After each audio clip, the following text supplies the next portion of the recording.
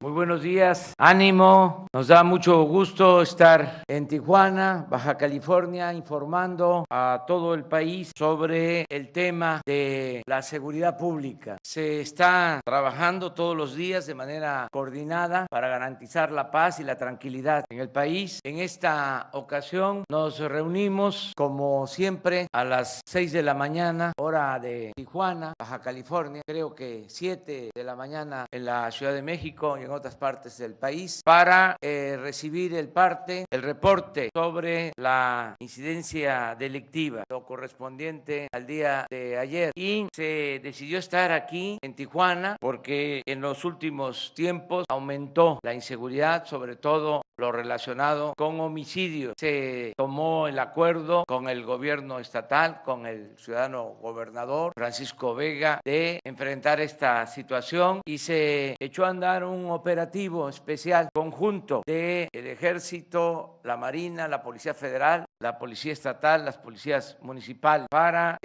atender la emergencia en Tijuana, y se ha logrado un avance importante, una disminución considerable, sobre todo en lo que tiene que ver con el principal delito, los homicidios. Por eso vamos a informarles el día de hoy. Quiero que el secretario de la Defensa, el general Luis Crescencio Sandoval, les informe sobre este plan, sobre esta estrategia, y cuando se desahogue el tema, cuando terminemos de informar sobre este asunto, si les parece, abrimos la sesión de preguntas y respuestas, por si hay algo que tengan ustedes que preguntar. A lo mejor hay algún tema. Entonces, vamos a darle la palabra al general Luis Crescencio Sandoval. Antes decirle que me acompaña también el secretario de Marina, el almirante José Rafael Ojeda, me acompaña el secretario de Seguridad Pública, Alfonso Durazo, y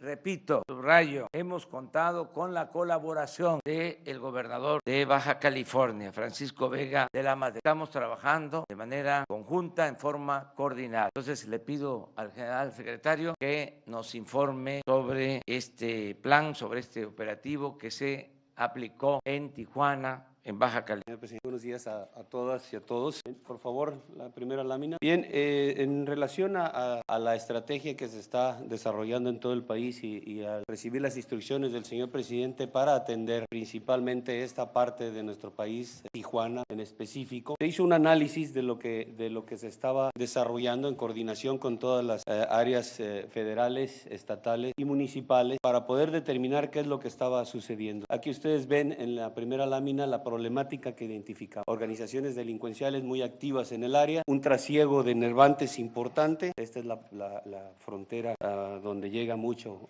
de las drogas que se mueven. Una gran cantidad de migración, una población flotante importante. Identificamos también una descomposición del tejido social y una demanda permanente de servicios. Esto nos conjugado, la siguiente, por favor, conjugado con lo que dentro de la estrategia nacional se ha establecido, que son 5 regiones aquí en el estado de Baja California. Vimos los efectivos que tenemos, tanto Sedena como Semar, para aplicar la estrategia, que son una región militar, 2 zonas militares, 2 guarniciones, 2 bases aéreas, 6 unidades operativas por parte de Sedena, por parte de Semar, una región naval con 16 unidades navales, y ambos atendiendo las 5 coordinaciones regionales. Si ustedes ven en el recuadro del lado derecho los efectivos que tenemos en cada uno de los municipios.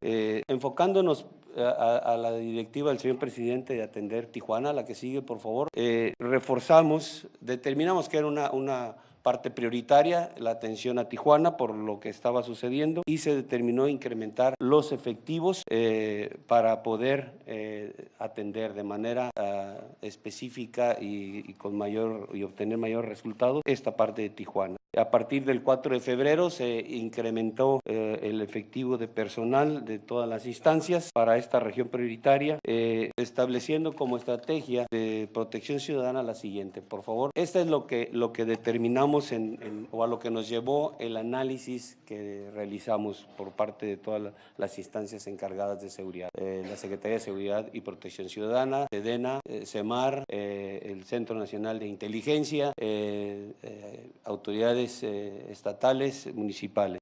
Tijuana, dentro de la estrategia, se hizo la división de 11 sectores en los cuales hay algunos que son de mayor prioridad por la delincuencia que está presente o por la incidencia de homicidios dolosos en el área. Dentro de estos sectores se establecieron 21 bases de operaciones mixtas, 21 bases de operaciones mixtas que están trabajando en estos sectores. Estas bases están conformadas con personal de SEDENA, de SEMAR, Policía Federal, para poder atender a toda el área de la ciudad. Y 6 puestos militares de seguridad donde se hacen revisiones indistintamente a los vehículos que transitan. De tal manera que tenemos aquí los efectivos que están desplegados en el área por parte de SEDENA, por parte de SEMAR, por parte de la Policía Federal, y haciendo un total de 2.231 elementos. Todo este personal atiende esta parte de la ciudad, cubriendo todos los servicios que ya mencioné. Adicionalmente, la Policía Federal está en servicios en los puentes y en otras actividades que coadyuvan a toda la estrategia de protección ciudadana en Tijuana. El que sigue, por favor. ¿Cuáles han sido los resultados a partir del 4 de febrero aquí en Tijuana? Esto que ustedes ven en la pantalla es exclusivamente lo de Tijuana. Los detenidos, las dosis de cristal, marihuana, dosis de marihuana, kilogramos de marihuana, kilogramos de cristal. Estos kilogramos de fentanil, bueno, ustedes saben que esta es la droga más letal en la actualidad y son una cantidad importante de kilogramos. También cocaína, armas largas, armas cortas, vehículos y personas liberadas. Uno de los aspectos que hemos tenido como resultado de la estrategia es un incremento en el sistema de denuncias, que esto nos ayuda a cumplir a todos los que estamos involucrados en esta actividad con la misión que tenemos. También se ha apoyado la caravana migrante y actividades de programas sociales. También nos dimos a la tarea entre todos a poder determinar cuál era la percepción de la ciudadanía después de este lapso que tenemos de estar operando en Tijuana. Identificamos que había precisamente el incremento de la denuncia ciudadana, una fortaleza en las instituciones de seguridad pública y en las acciones interinstitucionales, una mayor actividad económica, una recuperación del flujo de turistas, una demanda para que las fuerzas de seguridad tengan un mayor contacto con la ciudadanía y presencia en áreas conflictivas, que estas áreas conflictivas van a estar en constante evaluación. En el inicio de la estrategia se determinaron algunas y se están reevaluando, y un incremento en la percepción de seguridad ciudadana. También identificamos que es necesario continuar con este esfuerzo interinstitucional para fortalecer el Estado mexicano, la presencia de aquí del Estado mexicano. La que sigue, por favor. Esta es una gráfica donde muestra aquí en esta región prioritaria de Tijuana en la disminución de homicidios dolosos. Aquí ustedes ven, antes de la estrategia teníamos un promedio de 5.2 homicidios y hubo una reducción del 21%, quedando al 4.0 más o menos de homicidios promedios diarios. Entonces ha habido una reducción importante. Creo que esta es la última gráfica. Finalmente, un agradecimiento y un reconocimiento al gobierno del Estado por el trabajo que se ha realizado de manera conjunta, al presidente municipal también, que dentro de las acciones adicionales ya nos está ya poniendo a disposición algunos terrenos donde serán construidas instalaciones de la Guardia Nacional y pues a todo el personal de las Fuerzas Armadas, de la Policía Federal, que el trabajo que han desarrollado aquí en Tijuana ha sido importante. Ahí lo vemos en los resultados y bueno, ese trabajo lo desarrollan en beneficio de toda la sociedad de aquí de Tijuana. Muchas gracias.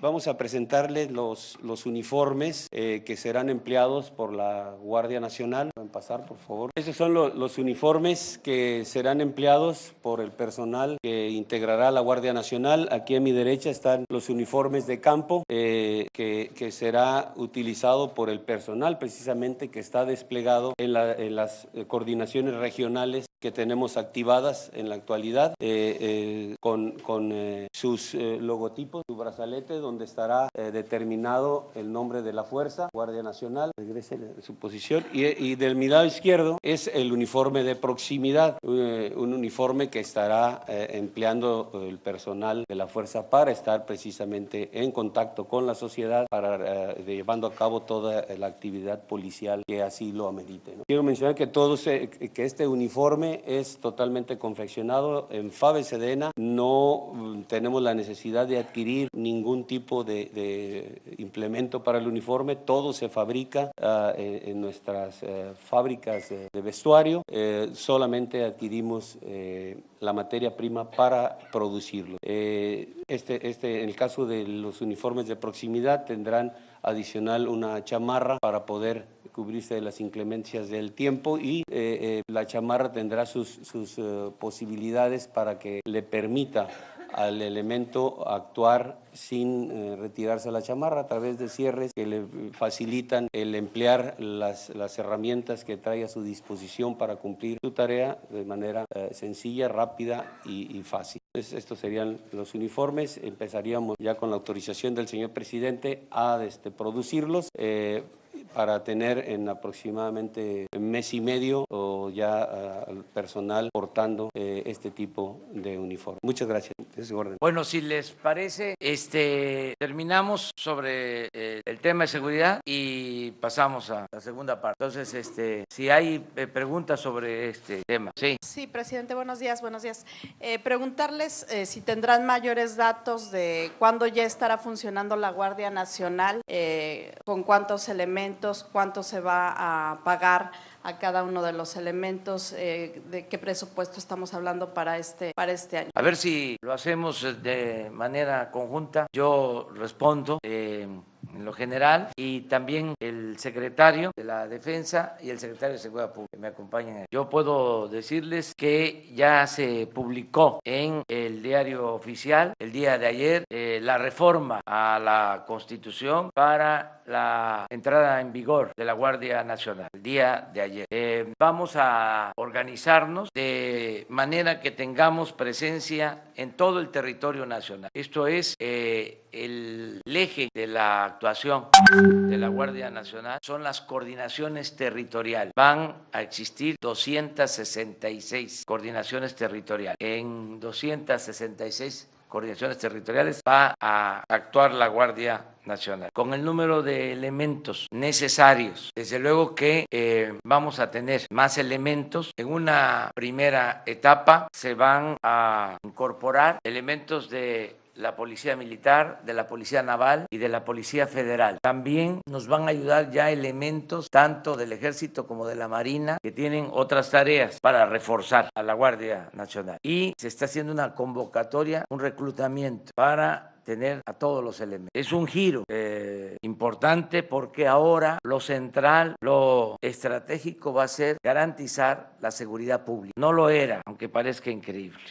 Ahora lo más importante va a ser garantizar la seguridad, y estamos contando con el apoyo de las instituciones, de la Secretaría de Marina, de la Secretaría de la Defensa, de la Policía Federal, acerca de las prestaciones laborales de los elementos que van a integrar la Guardia Nacional. Les diría que van a tener buenos sueldos y todas las prestaciones que tienen en la actualidad, tanto marinos como soldados, en lo general. Pero puede ser que falte información, y le pido a Alfonso Durazo y al general Luis Crescencio Sandoval que pasen y que terminen con eso. ¿Cuánto tiempo usted prevé que ya pueda haber resultados, que la ciudadanía sienta un Yo cambio? creo que vamos a tener ya bien consolidadas alrededor de 150 coordinaciones de las 266, a más tardar en 3 meses, porque ya se ha avanzado, pero nos faltan elementos. No está de más recordar de que con el marco legal que prevalecía, el Ejército y la Marina no podían hacer labores de seguridad pública. Entonces ahora se va a contar con elementos del Ejército, de la Marina, para la seguridad pública. Se tenía nada más a la Policía Federal. Yo les he dicho varias veces, efectivos,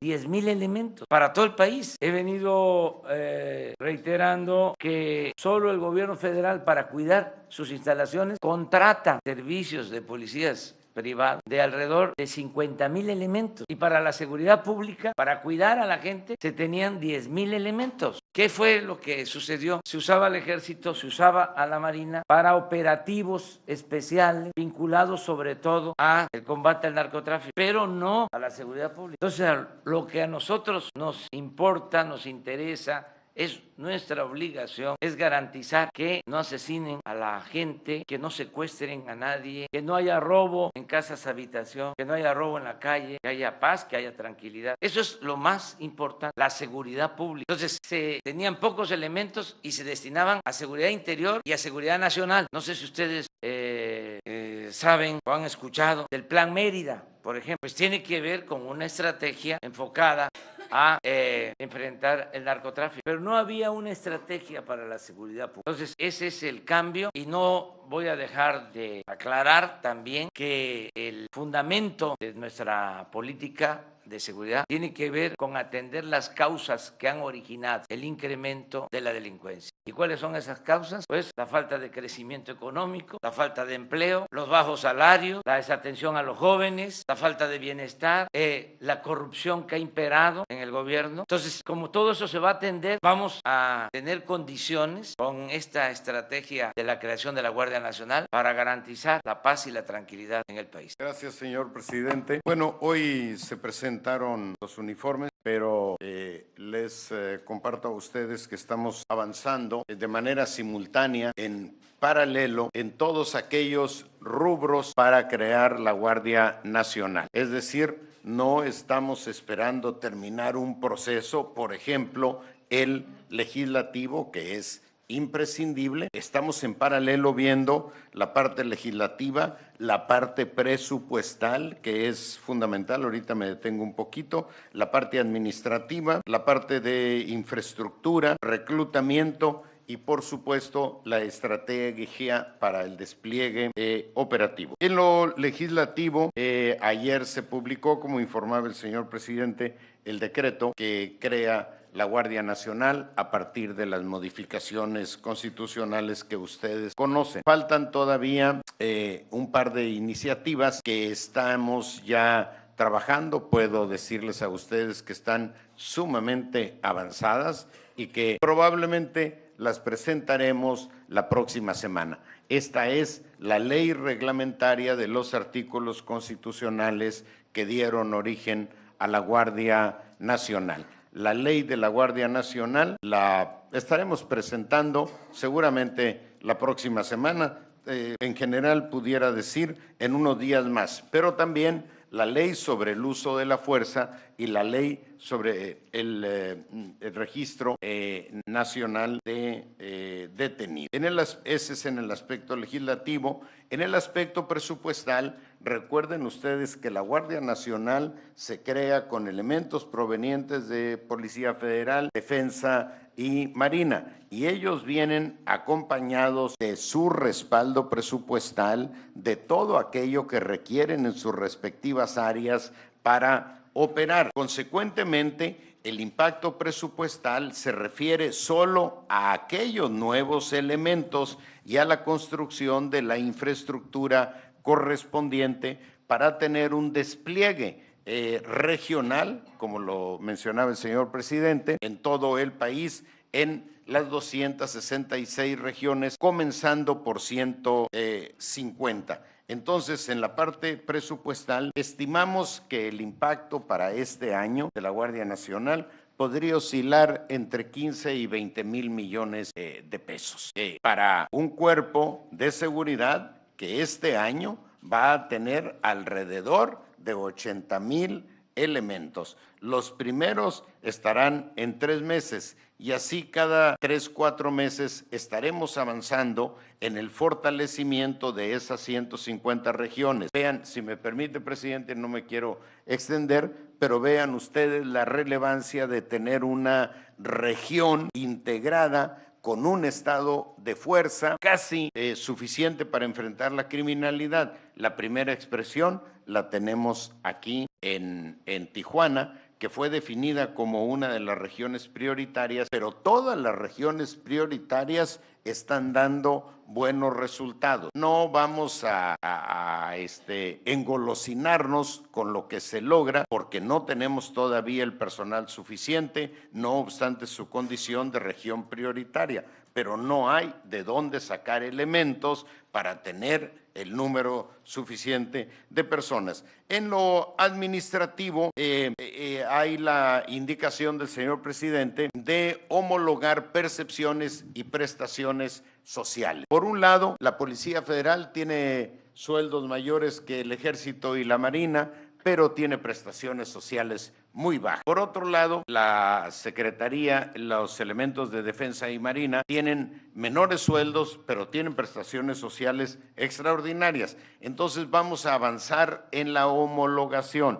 Los sueldos en el caso de la Policía Federal andan en alrededor de 15,000 pesos. Entonces, los elementos de la Policía Militar y Naval van a tener el incentivo de un incremento paulatino hasta llegar muy cercanamente en el tiempo a las percepciones que hoy tiene la Policía Federal. Ese es el atractivo. A la inversa, los elementos de la Policía Federal tendrán el atractivo de que se progresivamente alcanzarán, pero progresivamente, pero muy cercanamente, las prestaciones sociales equiparables a las de la Policía Militar y Naval. Quiero aquí decir que ambas instituciones tienen las mayores prestaciones en el país. Es realmente una cosa ejemplar la parte de las prestaciones sociales. En el caso del reclutamiento, aquí hablará mi general, y también de la parte del despliegue operativo que ya se está visualizando. Todo se está visualizando. Por ejemplo, el tema de la infraestructura en las regiones. Mencionaba aquí mi general que el presidente municipal ya tiene una propuesta de terreno donde se van a construir las instalaciones, pero eso, como les decía, lo estamos viendo en paralelo y pudiera adelantarles que prácticamente en todas las regiones del país donde se va a destacamentar los elementos de la Guardia Nacional, tenemos o terreno o instalaciones completas. Por ejemplo, en el caso de Michoacán hay 13 regiones, pero en 10 de ellas ya tenemos las instalaciones completas, aportadas por el gobierno del estado. Y así en cada una de las regiones. Dejo aquí con la palabra a mi estimado general secretario para el tema de reclutamiento y la parte operativa. Permiso. Bien, en el tema de reclutamiento, tanto la Secretaría de Marina como la Secretaría de la Defensa ya tenemos establecidos los módulos de reclutamiento para este año, que en total, entre ambas fuerzas, será aproximadamente 21,000 hombres que se causarán alta en esta nueva organización para poder iniciar el proceso de capacitación, de adiestramiento, que nos llevará 3 meses aproximadamente en un adiestramiento básico o ya para darle esa disciplina, esos valores que necesitamos dentro de la institución para operar, y posterior a esos 3 meses será un proceso de 4 o 5 meses de un adiestramiento ya especializado en el ámbito de seguridad pública para tener en un tiempo de 7 o 8 meses a los elementos ya listos para incorporarse a la Guardia Nacional. El presupuesto para esta actividad ya lo tenemos asignado a ambas dependencias para poder desarrollar esta actividad que la vamos a llevar a cabo en todo el territorio nacional con equipos reforzados en este ámbito del reclutamiento para dar con rapidez de alta a todo el personal de nuevo ingreso y poder cumplir con los objetivos establecidos para este año en la integración de la Guardia Nacional. En relación al despliegue, como ya se mencionó, las 150 coordinaciones que tenemos ahorita desplegadas para este año, con esos efectivos se irán integrando las coordinaciones regionales, que ya en la cual existe ya un despliegue y como ya lo mencionó el señor presidente, también dentro de esta actividad de las coordinaciones, pues entrará el Ejército como Fuerza Armada a colaborar con actividades de seguridad pública para poder incrementar el número número de personal dedicado al ámbito de la seguridad pública. Sedena y Semar con sus efectivos también apoyando esta parte, adicional a lo que serían los efectivos de la Guardia Nacional, que como ya se menciona es Policía Militar, Policía Naval y Policía Federal. Entonces iremos cubriendo, dándole la prioridad a esas áreas que se identifican con mayor problemática, que determinamos como áreas prioritarias de atención a la seguridad pública, ir cubriendo el espacio con hombres para poder estar atendiendo a la ciudadanía y evitar que se presenten pues los delitos que mayormente afectan a la población. Muchas gracias. Y aprovechando que están aquí los secretarios de Seguridad y de la Defensa también, en el ámbito de las armas, del tipo de armamento que estarían considerando necesario que contara la Guardia Nacional, dado que esto es algo de lo que se va a establecer en estas normas que están, entiendo, por presentarse, me gustaría que el secretario de Seguridad y de la Defensa nos pudieran especificar, porque se enfrentan, aunque no sea su prioridad, digamos, el asunto del crimen organizado, pero tendrán que enfrentarlo. Ellos cuentan con armamento de alto poder en muchos casos y a veces se han visto en desventaja. Sin embargo, también hay que regular el uso de la fuerza. Entonces, ¿cómo lo están considerando? Uno. Y dos, las armas también, uno de los problemas más graves es el ingreso, la compra de armas por parte justamente de los grupos criminales. ¿Cómo combatirlo, cómo limitarlo? Esto se ha hablado durante muchos años y no lo han logrado. ¿Cómo lo estarían planteando en ese sentido? Y, presidente, entiendo que va a haber una ronda después sobre otros temas, pero quisiera adelantarle mi pregunta, si me la responde más adelante, sobre el tema de la reacción del Vaticano. Ya el Papa Francisco ha dicho que agradece mucho la invitación que se le está haciendo para acudir el próximo año justamente para este tema de los 500 años en México, pero que no podrá venir, que él ya ha venido a México, es decir, está pues de alguna manera señalando que no va a venir. Y también ha habido reacciones en el sentido de la carta que usted le envió a el rey de España, cuestionamientos de que esto es atemporal, de que finalmente esos reclamos pues están abriendo como una brecha, un frente con respecto a las relaciones de México y España. Y más adelante me lo responde, se lo voy a agradecer. Sí, a ver, Alfonso, si les parece, con Alfonso cerramos y ya entramos a preguntas. Informaba a ustedes que está en proceso de conclusión la elaboración de la ley de la Guardia Nacional. Uno de los apartados de esta ley es precisamente todo lo que tiene que ver con armamento. Estamos en una evaluación de del marco jurídico internacional que impone algunas restricciones para el uso de determinado armamento para tareas de seguridad y en zonas urbanas.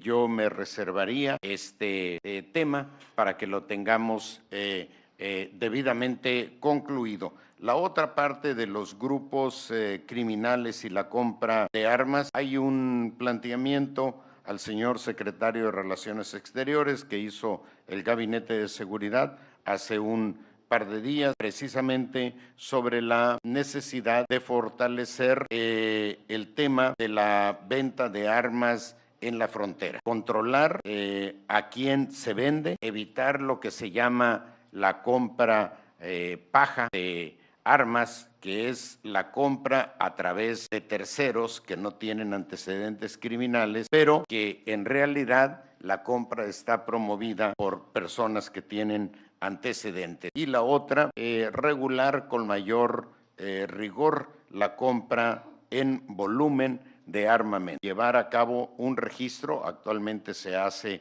en la frontera con Estados Unidos, sino promover que este registro se pueda hacer a nivel nacional, porque cuando se compran ahora o se compraban armas en volumen, ahora ya no es posible en la zona fronteriza, pero en los estados de la Unión Americana que no son fronterizos, bueno, pues se está dando esta venta, así es que, y finalmente fortalecer el tráfico de armas tanto del norte hacia el sur, en la parte que corresponde al gobierno americano, pero particularmente asumir nosotros la responsabilidad de fortalecer el combate al contrabando en todos los puntos de acceso a nuestro país. Precisar.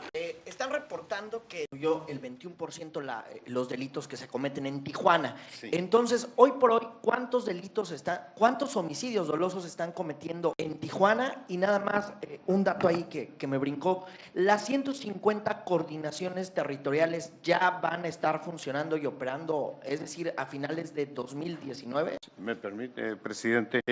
Sí, efectivamente, el número de delitos ha disminuido, particularmente el de los homicidios aquí en Tijuana. Antes de que iniciara la estrategia de la definición de regiones prioritarias, hubo un día en que en Tijuana se cometieron en un solo día 21 homicidios. Ese día el señor presidente tomó la decisión de aplicar la estrategia, la calificación de región prioritaria, y hemos tenido días en los que Tijuana prácticamente no aparece en la estadística de homicidios. Hemos llegado a tener varios días con solo 2 homicidios. No significa que esto sea satisfactorio, significa que estadísticamente, cuando lo comparas, es valorable esa baja que se ha logrado. El día de ayer fueron 7 homicidios, es una cifra muy alta, pero comparativamente baja. Aquí se presentó la gráfica, la presentó mi general, y si la tienen ahí a la mano, la repetimos para que vean que efectivamente hay un quiebre. Hay un quiebre. Si esto es satisfactorio, por supuesto que no.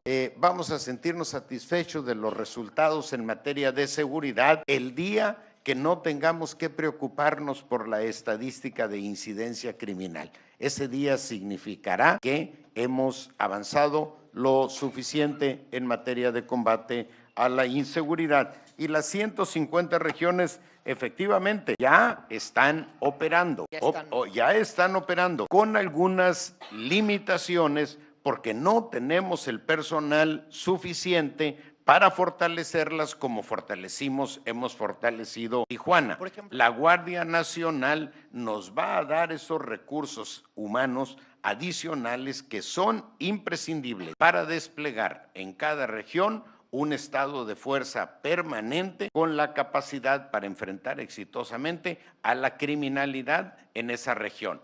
¿Qué pasa ahora? Llevamos a una región prioritaria, perdón por la extensión, presidente, llegamos a una región prioritaria, fortalecemos la capacidad del estado de fuerza y viene un desplazamiento de los criminales hacia la zona periférica. Cuando todas las regiones estén funcionando, no habrá posibilidades de que el crimen se desplace en el ya famoso o llamado el efecto cucaracha. Nada de eso. Cada una de las regiones va a tener su capacidad operativa para contener, acotar y evitar que cuando en una región se trabaja contra la inseguridad, venga un desplazamiento o bien en términos regionales o bien en términos de actividades criminales. Por ejemplo, aquí en Tijuana hay 2,000 elementos. Aquí en Tijuana se desplegaron, ese día que hubo 21 homicidios, se desplegaron más de 2,000 elementos. Sí. Estos se van a quedar con la Guardia Nacional, va a aumentar en Tijuana, más allá de los 2,000 que entiendo se quedaron permanentes. Sí. Los elementos desplegados tienen un carácter permanente. Esa es una de las grandes diferencias en la estrategia actual y la anterior. Anteriormente se actuaba sobre la base de operativos. Vienen 1,000 o 2,000 elementos a una región donde había un problema. Lo estabilizaban en una semana, 15 días, y ahí iban de regreso a apagar otro conflicto en algún otro lado. La estrategia es de carácter permanente, por eso la insistencia en fortalecer cada una de las regiones. Este personal es permanente y una vez que instalemos, que tengamos la Guardia Nacional y que logremos el crecimiento suficiente de esta institución, por supuesto que vamos a fortalecer el estado de fuerza aquí en Tijuana y en todas las 150 regiones del país de manera inicial, pero también el próximo año serán 200 y esperamos que el 2021 tengamos ya 120,000 elementos de la Guardia Nacional y con ello tener capacidad para una presencia fuerte en cada una de las regiones. Y para el 2023 la meta es contar con 150,000 elementos de la Guardia Nacional. Todo este proceso está asociado a una capacidad presupuestal que en este momento vemos, por supuesto, viable. Gracias. Sí, por supuesto. Ahorita se las proporcionamos a Jesús, por supuesto que sí. Gracias.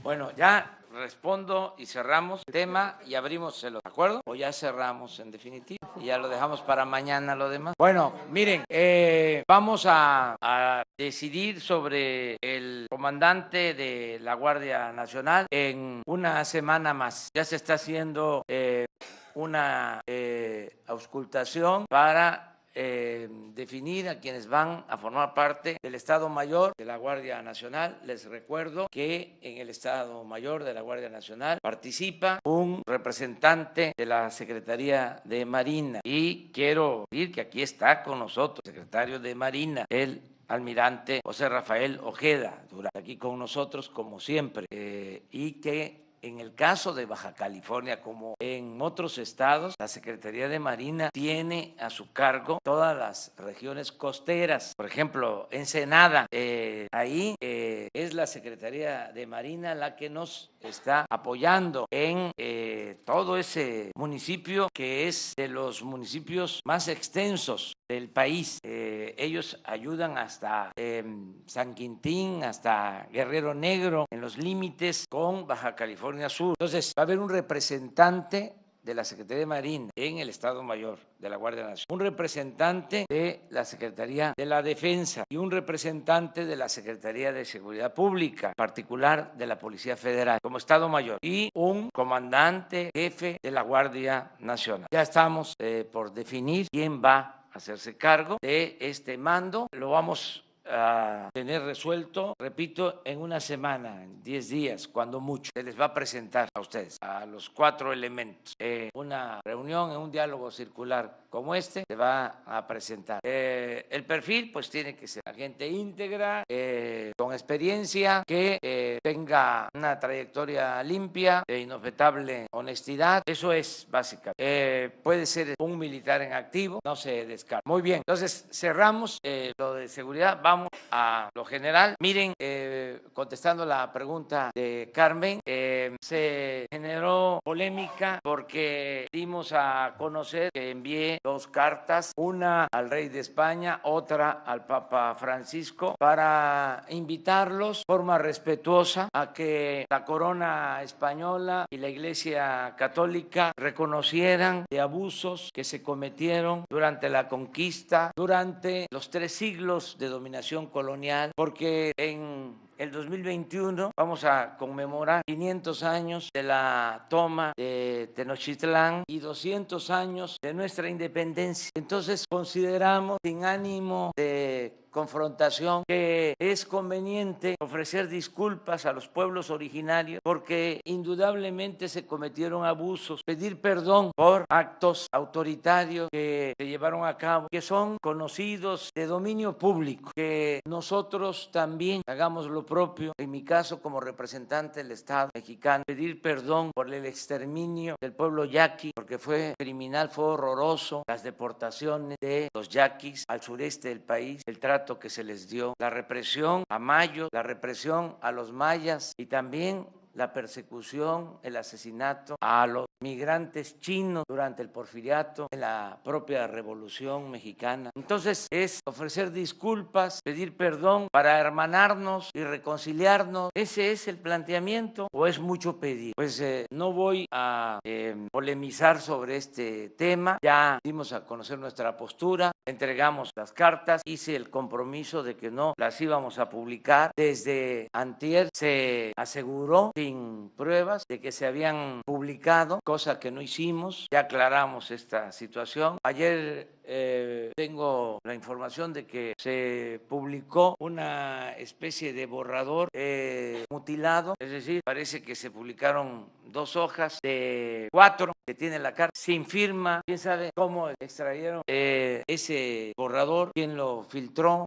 No culpo pues a nadie, así son estas cosas, pero nosotros no vamos a dar a conocer por lo pronto el contenido de las cartas por respeto a los destinatarios, porque hablamos ya sobre esto. Vamos a esperar un tiempo que se serenen los ánimos. Se me hace que hubo pues una sobrerespuesta, exageró mucho, lo cual demuestra también que ahí está el tema subterráneo, el subsuelo. Y también, como dije ayer, tiene la parte buena que haya abierto esta polémica, porque nos lleva a revisar nuestro pasado, a recordar la memoria histórica. Y eso es muy importante, porque el que no sabe de dónde viene, difícilmente va a saber hacia dónde va. Se le atribuye a Cicerón la frase de que la historia es pues la maestra de la vida, y yo creo que tenemos que poner esto al corriente y ventilarlo, ponerlo en la superficie. Qué bien que se está polemizando sobre este tema. La respuesta del Vaticano la vamos a analizar. No conozco sobre lo de la no visita del Papa, no sabía de eso. Él siempre va a ser bienvenido a México. Ya él pidió perdón en Bolivia. Lo que le estamos solicitando es lo mismo a los pueblos originarios de México, pero siempre va a haber una actitud respetuosa para con el Papa y para con el rey y los gobernantes extranjeros. No vamos nosotros a pelearnos, tenemos que atender este asunto. A ver, yo les pregunto a ustedes, ¿vamos a celebrar los 500 años? O sea, se celebra una conquista, se celebra una intervención. ¿Por qué no se hace una relatoría de hechos? Repito, se ofrece disculpa a los pueblos originarios. No estamos pidiendo una indemnización, que nos devuelvan, ¿no? Recursos que se transfirieron, se trasladaron a Europa. No estamos pidiendo eso, es nada más aclarar que sucedió. Pues miren, Cortés ordenó el asesinato de Cuauhtémoc, allá de Tenosique, en el estado de Tabasco, 1525. Los padres de nuestra patria, Hidalgo y Morelos, fueron excomulgados, son los padres de nuestra patria. Vamos a conmemorar los 200 años de independencia. Entonces, no es para confrontación, para encono, o qué, de plano vamos a olvidar ya nuestra historia. Esa es una característica del neoliberalismo. Acuérdense de que hay un autor famoso, el teórico de la política neoliberal, que habló del fin de la historia. Nosotros no podemos olvidar, ya se perdona, pero no se puede olvidar la historia de los pueblos. Ya nosotros estamos promoviendo la 4ª transformación de la vida pública del país y tenemos como antecedentes las 3 transformaciones que han habido: la independencia, la reforma y la revolución. Entonces no podemos olvidar. Entonces ese es el tema. Es que pues estamos en los 500 años. Hace 2 días estuve en Tabasco porque ahí se enfrentó pues el ejército de Cortés con los representantes de los pueblos originarios, los mayas chontales. Ahí se da el hecho de la entrega de la Malinche y toda la historia de conquista. Son 500 años para nosotros. 1519 es el inicio, 1521 es la toma de Tenochtitlán, pero muchas batallas, muchos sucesos, muchos enfrentamientos, los que son las guerras de invasión y también 3 siglos de dominación colonial. Y nos atenemos a los últimos tiempos, duró más la colonia, 300 años, que los 200 años que llevamos como república independiente. Entonces, ¿cómo olvidar eso? Entonces, no vamos nosotros a confrontarnos con nadie, pero no padecemos amnesia. ¿Quién? Telemundo reveló un documento del gobierno de los Estados Unidos con rostros y nombres de personas de varios países, entre ellos mexicanos. Estas personas fueron interrogadas por el gobierno de Estados Unidos y México. Primero, saber si usted conoce del tema Segundo, saber hasta qué punto llega la colaboración del Gobierno de México y Estados Unidos para investigar y en este caso pues espiar a abogados, activistas y periodistas que estuvieron cerca de la caravana migrante. Nosotros no hacemos, nosotros ya incluso se canceló el CISEN, no existe ya el espionaje, la persecución a ciudadanos. Hay un grupo de inteligencia para atender problemas de inseguridad y de violencia, pero ya no existe el espionaje político que había y que padecimos todos, eso ya no existe. Pero no lo hizo México. ¿Qué tal?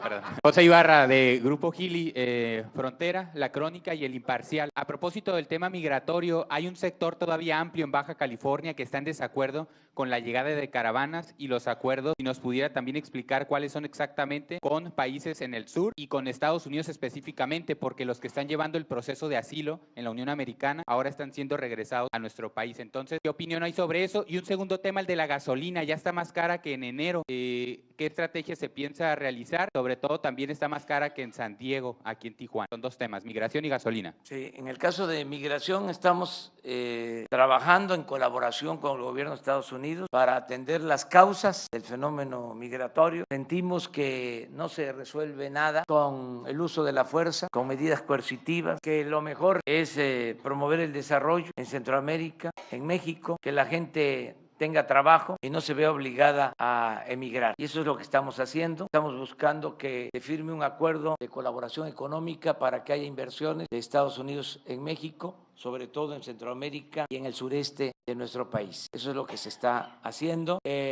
cuidando que sea una migración ordenada, que se cumpla con las leyes migratorias y al mismo tiempo que se protejan los derechos humanos, porque se tiene el derecho a vivir libre de miseria y mucha gente sale de sus pueblos, emigra por necesidad, no por gusto. Entonces estamos atendiendo esto de esa forma. Llevamos muy buena relación con el gobierno de Estados Unidos. Vamos a procurar mantener muy buena relación con nuestros vecinos, una relación de respeto mutuo. No nos vamos a confrontar con el gobierno de Estados Unidos. Acerca de la gasolina, aquí en toda la frontera, aunque no les gusta a los conservadores, porque ellos no lo hicieron, se está aplicando un programa especial. Hay una zona franca, libre. Aquí en la frontera se redujo el impuesto sobre la renta al 20%, se redujo el IVA del 16 al 8%, se homologan los precios de los combustibles. Debe costar la gasolina lo mismo que cuesta del otro lado y así en los 3.180 kilómetros de frontera. Hay veces que por el mecanismo que se está aplicando puede estar transitoriamente más cara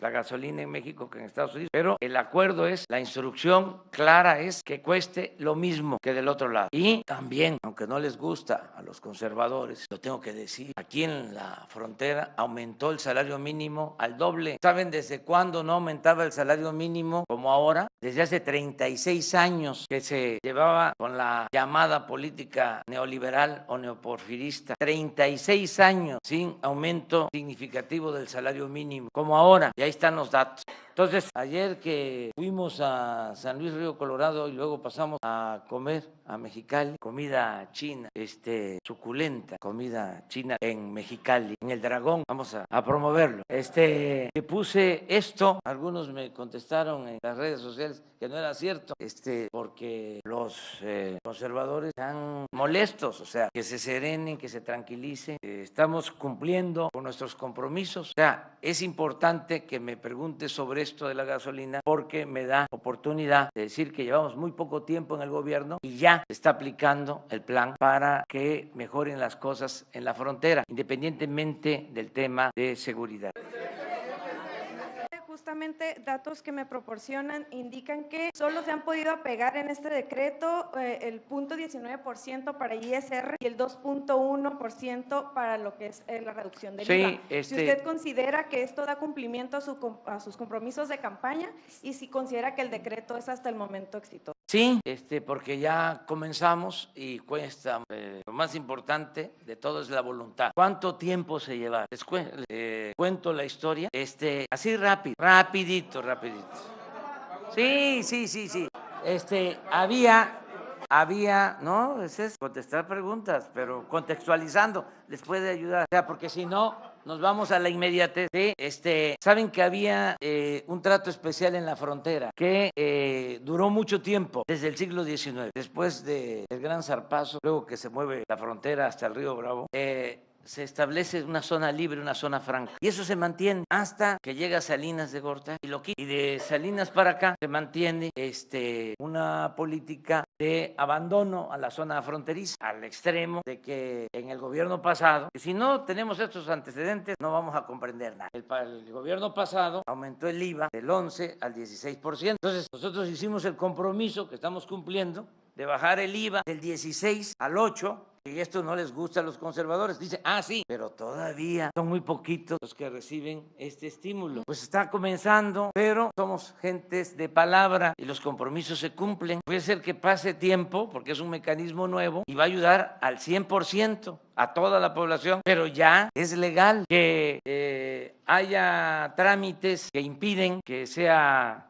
expedito, ya se está haciendo una revisión, se está haciendo una evaluación para que fluya este apoyo. Pero el conservadurismo no diga que es lo mismo o que no sirve, que hay hasta un dirigente empresarial que debería estar contento en contra de esta medida que beneficia a empresarios, que beneficia a comerciantes, que beneficia a inversionistas, sobre todo que beneficia a consumidores. Pero como este señor, bueno, ustedes son mirones profesionales, ustedes van a hacer la investigación, yo doy los lineamientos generales. ¿No se refiere a Gustavo de Hoyos?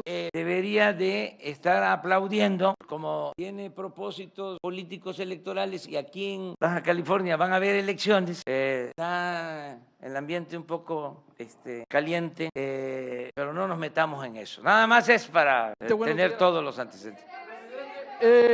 Oiga, presidente, Enrique García, de Agencia Fronteriza de Noticias, el gobierno del estado se queja de que su crisis financiera, que está golpeando, entre otros sectores, al magisterio, es responsabilidad del gobierno que está en cabeza, del gobierno federal. Y el otro tema, ¿cuándo tendremos un programa de regularización de autos chocolates y precios sensibles para la importación de autos usados? Mire, nosotros llevamos muy buena relación con el ciudadano gobernador de Baja California, ya lo dije y lo repito, y no nos vamos a confrontar, no nos vamos a pelear, se van a quedar con las ganas los que deseen eso.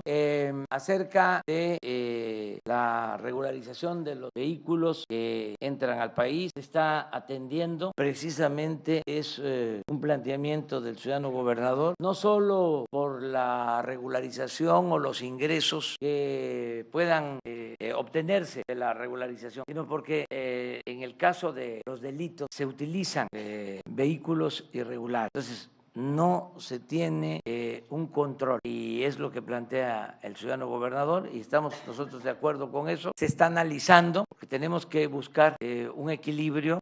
Mucha gente adquiere estos carros por el precio, se ayudan, no podrían comprar carros nuevos, pero al mismo tiempo, con razón, los distribuidores pues se quejan, se oponen a que existan estos automóviles. Entonces tenemos que buscar un mecanismo, un acuerdo de las partes. Ya hoy precisamente en la reunión de gabinete instruía al secretario de Seguridad Pública para que con el secretario de Hacienda, la secretaria de Economía, la directora del SAT, elaboren un plan y se pueda presentar. Eso es lo que puedo contestar.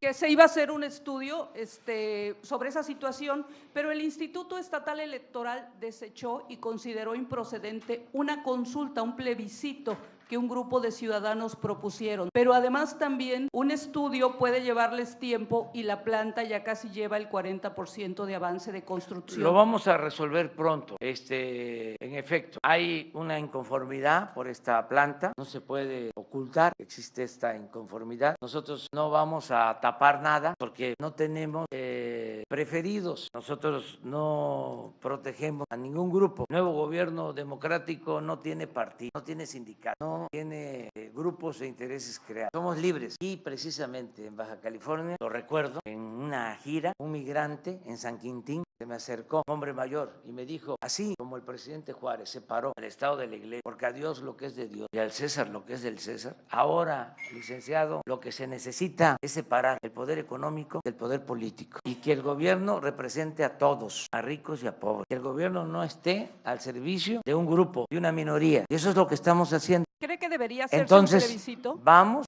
a hacer un estudio pronto, no va a tardar mucho tiempo, va a estar la Secretaría de Economía, la Secretaría del Medio Ambiente, me van a presentar un dictamen y lo vamos a dar a conocer, cuál es la postura del gobierno federal sobre este asunto. O sea, tomando en consideración todos los elementos que hay, la inversión, los empleos, si existe o no agua, el impacto al medio ambiente y resolver lo que mejor convenga. Presidente, sobre el agua había otra propuesta también de hacer la planta desaladora más grande de América Latina aquí en Tijuana. Esa planta deja una deuda, hereda una deuda durante 37 años al Estado. ¿El gobierno federal va a apoyar esta propuesta? Vamos a apoyar todo lo que tiene que ver con el abasto de agua porque es una prioridad para Tijuana, para Baja California. Lo tenemos que hacer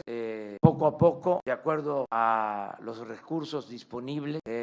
Sí vamos a contar con presupuesto porque se va a acabar con la corrupción. Es más, les puedo decir ya de manera categórica de que ya no hay corrupción tolerada en el gobierno. Pero era una Entonces, APP, presidente. esto ayuda mucho porque nos permite ahorrar. Lo que antes se robaban, ahora se usa para beneficio del pueblo. Entonces, vamos a tener recursos y se van a atender las demandas de los ciudadanos. En el caso del agua, lo vamos a hacer. Tenemos que resolver cómo atender el tiradero de obras que nos dejaron inconclusas. Nada más hospitales en el país. Hay 70 hospitales en proceso, inconclusos. Tenemos presas inconclusas. Tenemos muchas obras públicas que quedaron sin terminarse. Entonces tenemos que ver qué vamos a reiniciar, qué se tiene que hacer, priorizar de acuerdo al interés general, no de acuerdo a los contratistas o a los políticos corruptos. Entonces, si hace falta el agua, no va a haber problema. Vamos a apoyar para que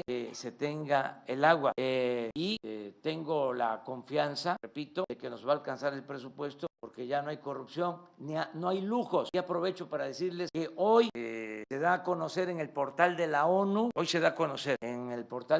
el aviso de la venta del avión presidencial. Está en California, en Estados Unidos, y se va a vender, y se van a vender alrededor de 70 aviones y helicópteros. ¿Cuánto pensamos que vamos a obtener? Alrededor de 10,000 millones de pesos. Entonces, si no hay corrupción y no hay lujos en el gobierno, nos va a alcanzar el presupuesto para atender las demandas de la gente. 2 más. Presidente. 2 más. Aunque me hagan un motín emocional. 2 más. A ver, porque estamos en Baja California, en Tijuana, las 2 preguntas de periodistas de aquí. A ver, vamos contigo. Bueno, pues usted habló ahorita de que estamos en tiempos electorales y precisamente en ese sentido, pues estamos viendo que se está, pues ahora sí que violentando el artículo 32 de la Constitución, en donde se dice que no se puede gobernar en un estado territorio mexicano si precisamente es una persona extranjera. Y en ese sentido yo le quiero hacer entrega a usted de unos documentos de un personaje que político, en donde se está postulando para gobernador, es Jaime Bonilla Valdés, que pues desafortunadamente, pues él es republicano, ha trabajado en el extranjero, en el gobierno extranjero, ha apoyado a Donald Trump y también sabemos y tenemos conocimiento que pues que ha apoyado también a los proyectos del muro fronterizo. Entonces eso sí nos alarma a todos nosotros que somos de Tijuana, que somos del estado, en que pues en ese sentido pues que se ponga en manos, pues no sé, que se pudiese hacer. Ahí está todo documentado. Sí, pero no me voy a meter en eso, o sea, aquí sí. O sea, qué bueno porque ya nos ahorramos un tiempecito. A ver, la siguiente, falta una. No nos quedó claro. porque el gobierno del estado dice que le debe la federación desde el año pasado más de 4.217 millones de pesos y que están esperando que de alguna forma se los restribuya otra vez o se los devuelva esta administración y más como recursos extraordinarios que no estaban definidos. ¿Qué posibilidades reales hay de que estos recursos pues de alguna forma se los pueda restituir su gobierno a la bolsa? Y perdón, me apena, pero tenemos aquí una petición sobre todo porque tenemos un movimiento de Yo sí soy periodista, sobre el mecanismo de protección a periodistas. Aquí en Baja California hemos sido testigos de cómo se protegieron voceros de narcos con este mecanismo, que después amenazaron a periodistas que tuvimos que ser protegidos por el mismo mecanismo de los que ya estaban protegidos. Así de loco, aunque se escuche, así sucedieron las cosas el año pasado, señor. Entonces, nada más, para no entretenerlo mucho, me permite entregar el documento y si nos aclara este asunto. Sí, mire, según mi información, estamos nosotros al corriente, pero si existiese alguna deuda con el gobierno de Baja California, desde luego que no solo se reconoce o se reconocería, sino se entregarían los recursos. Es cosa de verlo, en la Secretaría de Hacienda, y no meternos aquí a esa discusión. Hay un mecanismo para eso.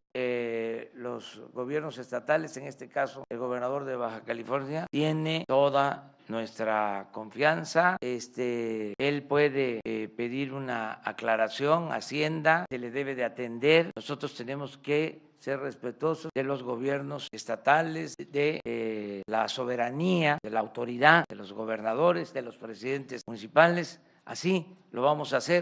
Parte de la transformación es que ya no es como antes, de que el poder de los poderes era el ejecutivo, el presidente. No es así. Esto ya cambió, ya hay un verdadero Estado de Derecho. Antes había un Estado de chueco.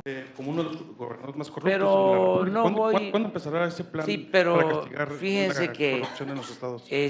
No Mi nombre voy es Isaí Lara a Bermúdez. entrar en ninguna confrontación y con todo respeto, no voy a caer en ninguna provocación. Miren cómo termina. Amor y paz. Amor a paz. Abrazos, muchos abrazos. Muchas gracias. Nos vemos mañana los que nos van a acompañar y vemos esto, lo que me vas a entregar.